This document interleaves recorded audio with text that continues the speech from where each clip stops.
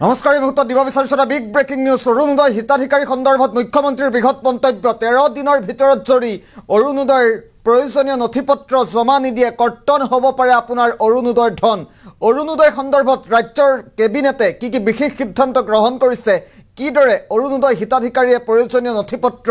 জমা দিব লাগিব প্ৰতিটো তথ্য আহি পৰিছে মুখ্যমন্ত্ৰীৰ মন্তব্য আছে জনোৱাৰ চেষ্টা কৰিম অত্যন্ত গুৰুত্বপূৰ্ণ খবৰ অৰুণোদয় হিতাধিকাৰীক লৈ ৰাজ্যিক কেবিনেটত বৃহৎ সিদ্ধান্ত লোৱা হৈছে ৰাজ্যৰ লাখ লাখ হিতাধিকাৰীক 13 দিনৰ সময়সীমা বান্ধি দিলে ৰাজ্য চৰকাৰে 13 দিনৰ ভিতৰত প্ৰয়োজনীয় নথি নিদিলে কৰ্তন হ'ব পাৰে হিতাধিকাৰীৰ নাম 15 পৰা 28 ডিচেম্বৰলৈ অনুষ্ঠিত গাঁও সভাত উপস্থিত নাথাকিলে হেৰুৱাব 1250 টকা নতুন হিতাধিকাৰীৰ দৰে পুৰণি হিতাধিকাৰীও এই 123 দিনত কৰিব লাগিব পঞ্জীয়ন 15 পৰা 28 ডিচেম্বৰলৈ শেষ সময় নতুন পঞ্জীয়নৰ বাবে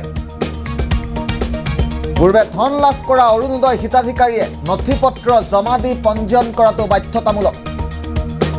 গাঁও সভাত উপস্থিত থাকি হিতাধিকাৰীয়ে নতুনকৈ কৰিব লাগিব আবেদন প্ৰতিটো তথ্যৰ মুহূৰ্তত উল্লেখ কৰাৰ চেষ্টা কৰিছোঁ আবেদন কৰা হিতাধিকাৰী অসমৰ নাগৰিক হোৱাটো বাধ্যতামূলক আবেদনৰ লগত ভোটাৰ কাৰ্ড আধাৰ কাৰ্ড জমা দিব লাগিব আবেদনকাৰীয়ে দিব লাগিব বছৰেকীয়া আয়ৰ শুদ্ধ তথ্য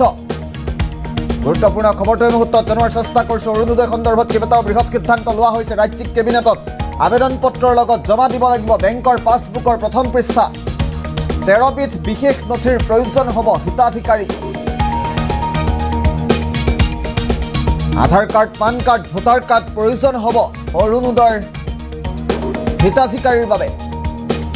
বেংক একাউণ্ট আয়ৰ প্ৰমাণপত্ৰ বয়সৰ প্ৰমাণপত্ৰ প্ৰয়োজন হ'ব অৰুণোদয় হিতাধিকাৰীৰ বাবে বেংকৰ সৈতে লিংক থকা মোবাইল নম্বৰ প্ৰয়োজন হ'ব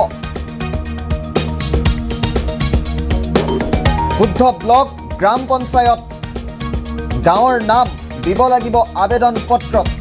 বিশেষকৈ বিধৱা মহিলা বিশেষভাৱে সক্ষম মহিলা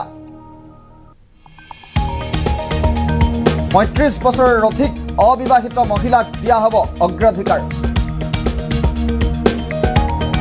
নতুন হিতাধিকাৰীৰ লগতে পুৰণি হিতাধিকাৰীও কৰিব পাৰিব পঞ্জীয়ন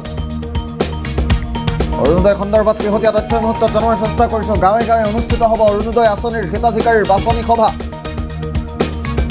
অনুষ্ঠিত সভাত উপস্থিত থাকি নাম অন্তৰ্ভুক্ত কৰাটো অতিকৈ বাঞ্ছনীয় এই 13টা দিনৰ ভিতৰতে নাম অন্তৰ্ভুক্ত নকৰিলে হেৰুৱাব অৰুণোদয়ৰ ধন গাঁও সভাত উপস্থিত নাথাকিলেও কৰ্তন হ'ব পাৰে অৰুণোদয়ৰ ধন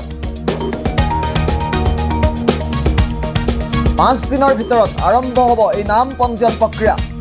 ৰাজ্যিক কেবিনেটত এইসমূহ সিদ্ধান্ত গ্ৰহণ কৰা হৈছে আমি ইতিমধ্যে উল্লেখ কৰিছোঁ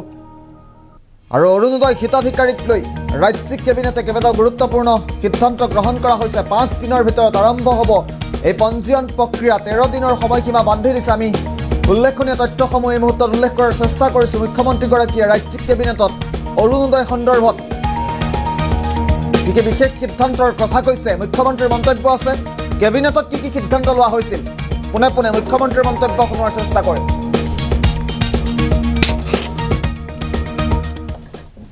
পৰা 28 তাৰিখলৈকে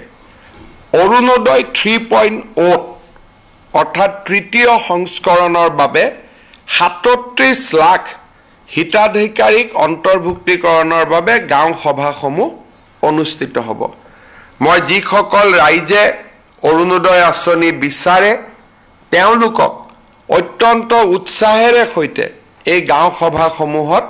যোগদানৰ বাবে বিনম্ৰ আহ্বান জনাম 19 আমাৰ প্ৰায় 22 তাৰিখলৈকে 12 দিন 23 তাৰিখলৈকে কাৰ্যসূচী চলিব আৰু ইয়াৰ পিছত আমি অৰুণোদয় সপ্তাহ 15 পৰা 28 তাৰিখলৈকে আমি চলাই যাম বা গাঁও সভা চলাই যাম যাতে আমি হিতাধিকাৰীসকলৰ নিৰ্বাচনৰ প্ৰক্ৰিয়া এখোজ আগুৱাই লৈ যাব পাৰোঁ অৱশ্যে ষষ্ঠ অনুসূচীৰ যিবিলাক জিলা আছে তাত অৰুণোদয় হিতাধিকাৰী নিৰ্বাচনৰ কাম আমি জানুৱাৰী মাহত কৰিম অহা 15 তাৰিখৰ পৰা 28 তাৰিখলৈকে